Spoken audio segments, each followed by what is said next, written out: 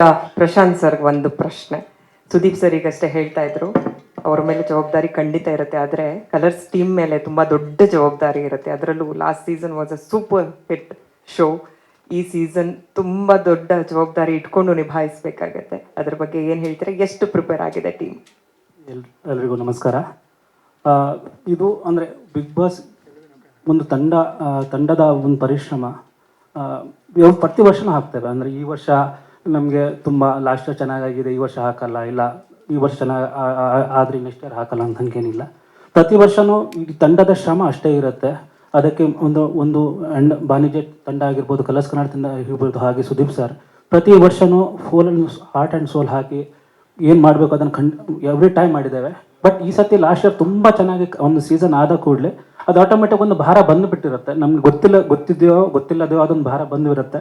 ಅದು ಈ ವರ್ಷ ಸ್ವಲ್ಪ ಜಾಸ್ತಿ ಇದೆ. ಬಟ್ ಅದನ್ನು ಫುಲ್ಫಿಲ್ ಮಾಡೋದಕ್ಕೆ ನಮ್ಮ ಇಡೀ ತಂಡ, ಬಾನಿಜೆ ಇರ್ಬೋದು, ಕಲರ್ಸ್ ಕನ್ನಡ ಇರ್ಬೋದು, ನಮ್ಮ 100% ಹಾಕಿದ್ದೇವೆ. ಹೋಪ್ಫುಲಿ ಅಂದರೆ ಕಂಟೆಸ್ಟೆಂಟ್ ಲಿಸ್ಟು ಇವತ್ತು ನಾವು ಅಲೋಕ್ ಸರಿಗೆ ಪ್ರೆಸೆಂಟ್ ಮಾಡಿದಾಗಲೂ ಎವ್ರಿ ಓಕೆ ಇದು ಚೆನ್ನಾಗಿದೆ ಅಂತ ಅನ್ನುವಷ್ಟು ನಮ್ಗೆ ಅನಿಸಿದೆ.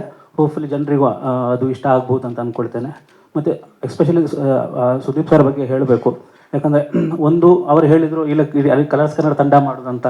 ಇಲ್ಲ, ಒಂದು ಶೋನ ನಾವು ಒಂದು ಡಿಸೈನ್ ಮಾಡ್ಬೋದು, ಅದನ್ನು ತಗೊಂಡು ಹೋಗುವ ಒಬ್ಬ ಸೂತ್ರಧಾರ ಹೇಳಿದ್ರು ಅವರು.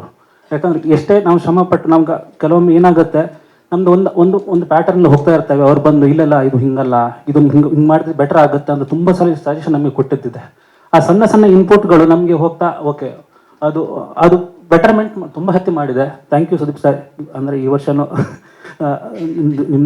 ನೀವು ನಮ್ಮ ಜೊತೆಗೆ ಬಂದು ಕಂಪ್ಲೀಟ್ ಸಪೋರ್ಟ್ ಕೊಟ್ಟಿದ್ದಕ್ಕೆ ಥ್ಯಾಂಕ್ ಯು.